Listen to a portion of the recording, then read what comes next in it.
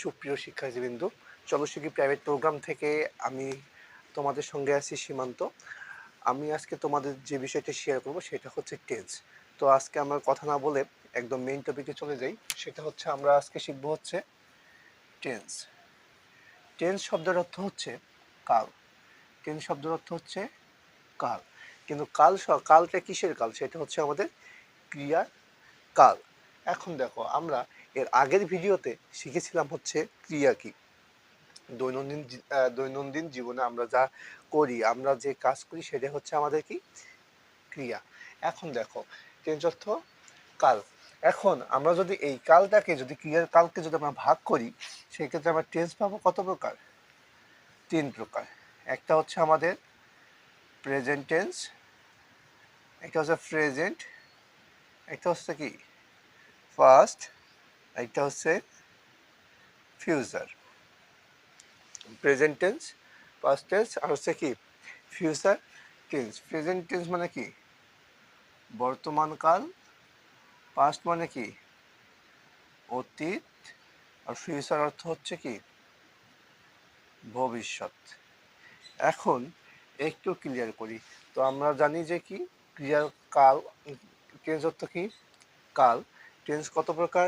3 প্রকার, present tense, past tense, আর কি future tense. দেখো, আমি যদি তোমাদেরকে একটু বোঝার চেষ্টা করি, সেটা হচ্ছে যে বর্তমান কালে আমরা যে কাজগুলো করে থাকি, বর্তমান সময়ে ধরো যে আমরা আমি বর্তমানে কি পড়াচ্ছি, এখন কি লিখতেছি, আই অ্যাম রাইটিং, এইটা হচ্ছে কি আমাদের প্রেজেন্ট টেন্স। এটা কি প্রেজেন্ট টেন্স।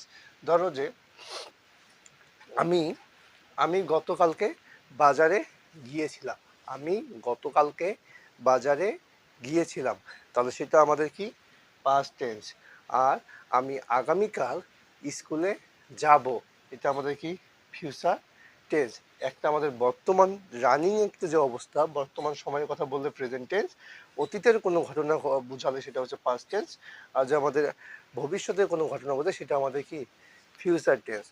এখন আমরা এই একটা চার্ট দিয়ে টেন্সের ভাগ শিখবো। দেখো, একটু লক্ষ্য করো, সেটা হচ্ছে যে দেখো ইনডেফিনিট,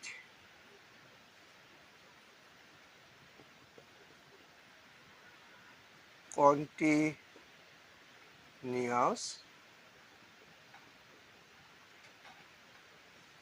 পারফেক্ট,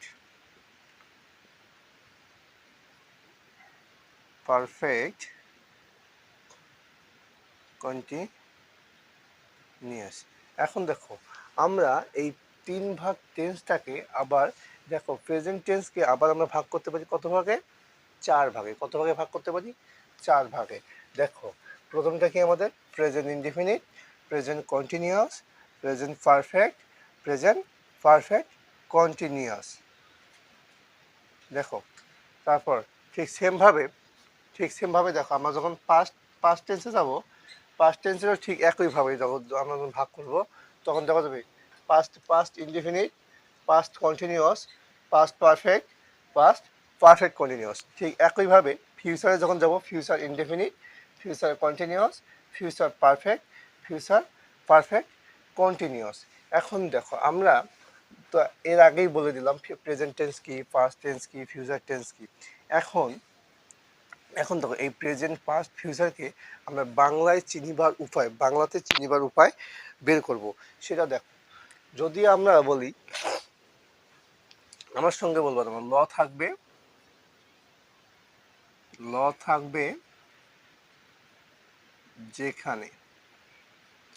থাকবে যেখানে পাস্ট টেন্স সেখানে, থাকবে যেখানে ফিউচার টেন্স সেখানে, আর হচ্ছে কি নেই যেখানে প্রেজেন্ট টেন্স সেখানে। এখন দেখো, আমি যদি বলি আমি বাজার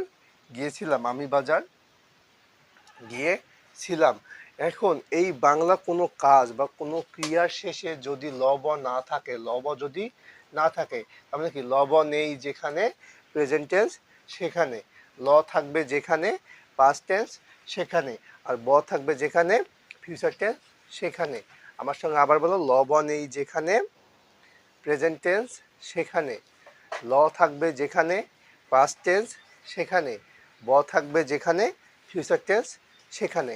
আশা করি তোমরা একটু হলো ক্লিয়ার হয়েছো। তো দেখো এখন আমরা কি শিখলাম, present, present first future. Present টেন্সকে আবার আমরা ভাগ, টেন্স কত প্রকার, 3 প্রকার, present tense, past tense, future tense. আবার প্রেজেন্ট টেন্সকে ভাগ করা যায় 4 ভাগে, present indefinite, present continuous, present perfect, present perfect continuous. ঠিক সেমভাবে আবার পাস্ট টেন্সকে ভাগ করা যায় কত ভাগে, 4 ভাগে, past indefinite, past continuous, past perfect, past perfect continuous. আবার যদি আমরা যে ফিউচারকে ভাগ করি সেক্ষেত্রে কি, future indefinite, future continuous, future perfect, future perfect continuous. এই পর্যন্ত তো ক্লিয়ার।